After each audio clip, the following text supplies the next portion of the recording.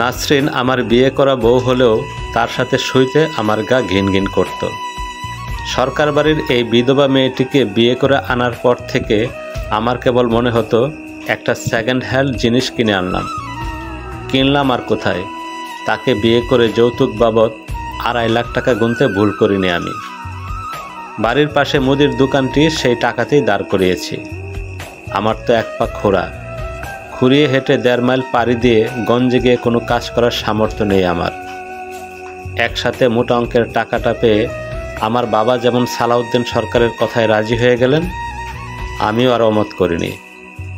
শুধু পাড়া প্রতিবেশীরা গুঞ্জন করে বলতো, মেয়েটা বিয়ের 7 মাসের মাথায় জামাইটারে খাইলো। নাজমুল সেই মেয়েটাকে বিয়ে করলো টাকার লোভে। কি যে আছে ওর কপালে আল্লাহই জানে। আমি সেসব কথায় কান দেই না, বরং মনে হতো টাকার লোভে তো বিয়ে করিনি, খোড়া মেয়েকে বিয়ে করেছি। আমার যেমন এক পা খোড়া, আমার বউয়েরও আগে বিয়ে হয়েছে, তাই সেও আমার মতো খোড়া। বিপত্তি হলো আমার মনে। বড় একটা অসুখ বেঁধেছিল মনের ভিতর। সপ্তাহে 3-4 দিন রাতে তার শরীর ডিঙ্গাতে পিছপা হয় না। কেন পিছপা হব? সে তো আমার বিয়ে করা বউ, এতটুকু আমার পাওনা। কিন্তু কোথায় যেন একটা অপূর্ণতা ছিল। গা ঘিন ঘিন করতো আমার। তাকে ছুঁইলেই মনে হতো আমার আগেও নাসরিন অন্য পুরুষের সাথে ঘুমাইছে, অন্য পুরুষ তাকে চুমু খেয়েছে, গালে গাল ঘষেছে। আর ভাবলে কেমন গা গুলিয়ে আসে। তবু তার শরীর ডিঙ্গাতে হয়, না ডিঙ্গিয়ে তো উপায় নেই। বিয়ে করে 2.5 লাখ টাকা নিলাম যে। গতবারের বন্যায় যখন সব ফসল পানির নিচে, অভাবে পড়ে বাবা বাছুর সহ গাভী বিক্রি করে দিলেন। তারপর আমাকে বললেন, গরু বেচার টাকা খাওয়া শেষ হলে পরে কি খাবি, এবার তো কিছু একটা করা দরকার। গরু কিনে নিলেন সালাউদ্দিন সরকার। তখন 7 মাস হলো বিধবা নাসরিন বাবার বাড়ি এসে উঠেছে। বাবাকে ডেকে সালাউদ্দিন সরকার প্রস্তাব দিলেন, তোমার ছেলেটার বেশ সুনাম আমাদের এলাকায়। গরিব ঘরে জন্মেও খুরা পা নিয়ে মেট্রিক পরীক্ষা দিল। এলাকার মানুষের বিপদে খুরা পা নিয়ে ঝাঁপিয়ে পড়ে। আমার মেয়েটা বেশি দিন জামাইয়ের ঘর করতে পারেনি। কারেন্টের শকে জামাই মারা গেছে। আল্লাহর কাজ সবই ভালো। আমি বলি কি, আমার মেয়েটারে নাজমুলের বউ করে নাও, আমি 1 লাখ টাকা দেব। বাড়ির পাশে একটা মুদির দোকান দিয়ে বসুক, আর বিপদ আপদে আমি তো আছি। বাবা তো রাজি হলোই। খুশি মনে আবারও সরকার বাড়ির কথাটুকু বাবা আমাকে শোনালেন। আমি খোড়া মানুষ, আর অমত করতে পারিনি। আমাদের 2 জনের মাঝখানে একটা কুল বালিশ থাকতো। যখন শরীর ডিঙ্গাতে হতো বালিশ সরিয়ে ফেলতাম, আবার বালিশ মাঝখানে দিয়ে ঘুমিয়ে পড়তাম। শ্যামবর্ণের নাসরিন আমাদের বাড়ি আসার পর তাকে সাজতে দেখিনি। কথাবার্তাও খুব কম বলে, নম্র ভদ্র হয়ে থাকার চেষ্টা করে। কিন্তু আমি কেন যেন মন থেকে মেনে নিতে পারি না। কখনো মনে হয় শরীরের প্রয়োজনে বিয়েটা করা নাকি টাকার প্রয়োজনে। আমার মনের প্রয়োজনটা তাহলে কোথায়? এক রাতে নাসরিন আমাকে কুল বালিশ দিয়ে ধাক্কা দিয়ে ডাকছে। আমি জেগে উঠলাম, বালিশের দাগ খাই। জানতে চাইলাম কি হয়েছে। উত্তরে বলল, বাইরে শিয়াল ডাকছে, ফিস ফিস করে বাইরে কে যেন কথা বলে। আমার বড্ড ভয় লাগছে। আমি বললাম, বাতি জ্বালিয়ে ঘুমাও, তাহলে আর ভয় করবে না। বাতি জ্বালিয়ে ছোট বাচ্চাদের মতো ঘুমানোর চেষ্টা করছে সে। একবার খুব ইচ্ছে হলো মাঝের কোল বালিশটা চিরতরে সরিয়ে দেই। নাসরিনকে বুকে টেনে বলি, আমি আছি তো, ভয় পাচ্ছ কেন? বলা হয় না। কোথায় যেন একটা গা গোলানো ব্যাপার। রাতে শরীর ডিঙ্গানোর সময় আদর করে তাকে চুমু দেওয়া হয় না। কি বিশ্রী এক অসুখ ধরেছে আমার মনে। আমাকে নিয়ে যখন সরকার বাড়ি অর্থাৎ বাবার বাড়ি যায়, কত প্রাণ চঞ্চল মেয়েটা। 2 ঘরের বাবির সাথে গলাগুলি বাপ করে হেসে লুটিয়ে পড়ে। আমি তখন সালাউদ্দিন সরকার মানে শ্বশুরের সামনে বসা থাকি। তিনি তার জমি সংক্রান্ত কথা বলেন। আমাকে বসে বসে সেসব শুনতে হয়। কথা একটু বেশি বলেন, তাছাড়া বিপত্তিক হয়ে বড্ড একাকী জীবন তার। কথা বলার মানুষ পেলে ছাড়তে চান না। আমি শ্বশুরের সামনে বসে আর চোখে নাসরিনকে দেখি। জলপাই খাচ্ছে হাতের তালুতে লবণ নিয়ে। আর কি এক কথা বলে চুলোর পাড়ের 2 বাবির সাথে হেসে লুটুপুটি খাচ্ছে। আবার কেমন হিংসে হতে লাগলো। আমাদের বাড়ি গেলে তার হাসি নেই, চুপচাপ থাকে সারাদিন। অথচ এখানে তার কত আনন্দ। আমি কি তার আনন্দ কেড়ে নিয়েছি? আমি কি করলাম? 12-13 ঘন্টা দোকানে বসে 2-4 পয়সা রোজগার করে তো আনি। অন্য পুরুষদের মতো তো মদ খেয়ে নটি বাড়িতে পড়ে থাকি না। তার বাবা আমার কত সুনাম করে, সুনাম আমার এলাকাতেও, শুধু পা একটা খোড়া। এমন জামাই পাওয়া ভাগ্যের ব্যাপার। বাবা নাজমুল, তোমার কোনো কিছু লাগলে আমাকে বলবা। আমার একটাই মেয়ে, আমি দুহাত ভরে মেয়েটাকে দিতে চাই। মা মরা মেয়েটা তবু যেন হাসি খুশি থাকুক। আমি কথার জবাব দেই না, মনে মনে ভাবি একটা সুতার নালও নেব না, জানিয়েছি পারলে সেটাই ফেরত দেব। বিকালে বাড়ি আসার পথে নাসরিনের বড় ভাইয়ের বউ আমাকে ডাকলো। আমি কাছে যেতেই ভাবি আমাকে বললেন, সারা বছর তো দোকানদারি করলেন, এবার কয়েকটা দিন আমার ননদটারে সময় দেন। এখন কিন্তু ননদ একা না, পেটে আরেকজন আছে।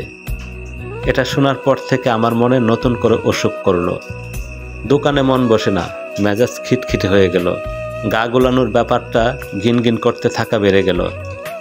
আমি নাসরিনের দ্বিতীয় বর, তার পেটে বাচ্চা এলো, কিন্তু আমার মনে অসুখ। কিসের অসুখ তা কিছুটা আন্দাজ করতেও পারি, তবু মনে শান্তি পাচ্ছিলাম না।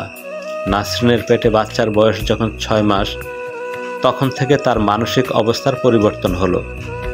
রাতে খেয়াল করতাম সে বালিশ ডিঙিয়ে আমার গায়ে হাত দিয়ে রাখত, আমার হাত চেপে ধরত, আমি তার হাত সরিয়ে দিতাম। একদিন সে কি মনে করে বলল, আমাকে তুমি মন থেকে আজও মানতে পারোনি, তাতে আমার দুঃখ নেই, কিন্তু আমাদের সন্তানটাকে মেনে নিও। এই সন্তান তোমারই। আমি আগে যার সাথে 7 মাস সংসার করেছি, সেখানে আমাদের সন্তান আসেনি। আর আমি যদি মরেও যাই, তুমি বিয়ে করিও আর সন্তানটাকে মেনে নিও। তবু যদি তোমার মানতে কষ্ট হয়, তাহলে আমার বড় বাবিকে দিয়ে দিও। বিয়ের পর থেকে বাবির সন্তান হয় না। আমার অসুখ হঠাৎ করে সেরে গেল। মনের অসুখটার মুখে যেন ঔষধ পড়ল নাসরিনের কথাগুলো। আমি কি মনে করে যেন মাঝের কুলবালিশটাকে মেঝেতে ফেলে দিলাম। নাসরিনের কানের কাছে মুখ নিয়ে বললাম, আমাদের সন্তান আমি কাউকে দেব না, এটা আমার সন্তান। আমি প্রথমবারের মতো মন থেকে নাসরিনের কপালে চুমু দিলাম। বললাম, আর কখনো মরার কথা বলবে না, কোনো সমস্যা হবে না তোমার, আমি আছি তো। যে মেয়েটা বাবার বাড়িতে এত হাসি খুশি, সে মেয়েটা হঠাৎ শব্দ করে কেঁদে উঠল। আমি তাকে ফিসফিস করে বললাম, এভাবে কাঁদলে বাবা মা কী ভাববে বলো তো? এই কথা শুনে নাসরিন হেসে উঠল। এই অবস্থায় মেয়েদের বোঝা বড় দায়, এই হাসবে, এই কাঁদবে, কখনো রাগে ফুঁসাতে থাকবে। এটা যেন প্রকৃতির খেলা। গরুর গাড়িতে করে বাবা আর নাসরিনের ভাই ভাবি নাসরিনকে গঞ্জের হাসপাতালে নিয়ে যাচ্ছে। আমি হেঁটে যাচ্ছি, খুঁড়িয়ে খুঁড়িয়ে হেঁটে আজ শান্তি পাচ্ছি না। এই প্রথম মনে হলো পা দুটো থাকলে খুব দৌড়ে আগে চলে যেতাম হাসপাতালে। ভোর সকালে আমাকে ঘুম থেকে ডেকে বলল, আমার জানি কেমন লাগছে, আমি ব্যথা সহ্য করতে পারছি না, আমার খুব কান্না পাচ্ছে, তুমি আমাকে শক্ত করে ধরে রাখো। আমি নাসরিনকে শক্ত করে ধরে বললাম, এই সময় অবশ্যই মা চাচিদের ডেকে আনতে হয়, তুমি একটু সহ্য করো, আমি মাকে বলি দায় নিয়ে আসতে। দায় এসে বলল, হাসপাতালে নিয়ে যান তাড়াতাড়ি। আমি পারবো না। আর প্রশ্ন করিনি কেন পারবে না। সরকার বাড়িতে খবর পাঠানোর পর গরুর গাড়ি পাঠিয়ে দিল। নাসরিন যাবার সময় আমার কানের কাছে মুখ এনে বলল, জানো, আমার খুব বাঁচতে ইচ্ছা করছে, তোমার বুকে মুখ লুকিয়ে ঘুমানোর জন্য। এই প্রথম নাসরিনের জন্য আমার চোখ পানিতে ভরে এলো। আমি বললাম, তুমি ফিরে আসবে, আমার খাকা করা বুকটার পূর্ণতা দিতে তুমি অবশ্যই এই বুকে ফিরে আসবে। মাটির রাস্তায় গরুর গাড়ি এক একটা জাকুনিতে নাসরিনের কেমন কষ্ট হচ্ছে, সেটা ভাবতে বুকের ভেতরটা কেমন জানি করে। আমি মেয়েটাকে অনেক অবহেলা করেছি। বিধাতার কাছে হাত জোর করে মিনতি, মেয়েটাকে বাকি জীবন যেন ভালোবাসতে পারি, সেই জন্য হলেও তাকে আমার কাছে ফিরিয়ে দিও। গঞ্জের কাছাকাছি বাঁশের সাঁকো পেরিয়ে যাবার পর দেখি নাসরিনের বড় ভাই মিষ্টি নিয়ে আসছে। আমাকে দেখে বলল, হা করো। একটা মিষ্টি মুখের ভিতর ঢুকিয়ে দিয়ে বলল, গ্রামের সবাইকে গরু জবাই করে খাওয়াবে বাবা, আগেই বলেছে। তোমার ছেলে হয়েছে মিয়া, তাড়াতাড়ি যাও। ছেলে হবার আনন্দ আমাকে আনন্দিত করতে পারেনি। আমার ভিতরে শুধু নাসরিন, সে ভালো আছে তো? হাসপাতালে ঢোকার পর নাসরিনের ভাবি বলল, জায়গা দাও, বাচ্চার বাবা আসছে। নাসরিন আমার দিকে তাকিয়ে আছে। আমি তার পাশে বসার পর নাসরিন আমাকে বলল, তোমাকে এমন দেখাচ্ছে কেন? আমাদের ছেলে হওয়াতে তুমি খুশি হওনি? ছেলেকে কুলে নেবে না? আমি নাসরিনের হাত ধরলাম, একটু কাছে গিয়ে বললাম, তুমিই তো আমার সব খুশি, বাচ্চা তো কেবল উপলক্ষ। নাসরিন মুচকি হেসে ফিসফিস করে বলছে, এখন আবার বেশি খুশিতে চুমু দিও না, ভাবিরা আছে, বাবা ঔষধ আনতে গেছে, যে কোনো সময় আসতে পারে, আমি লজ্জা পাবো। মনে মনে ভাবলাম নিষেধ করলো না সম্মতি দিল। আমি ফিস করে কথা বলার ছলে কপালের চুমু এঁকে দিলাম। দেখতে পেলাম অপূর্ব সৌন্দর্য বউটার লজ্জারাঙ্গা মুখ।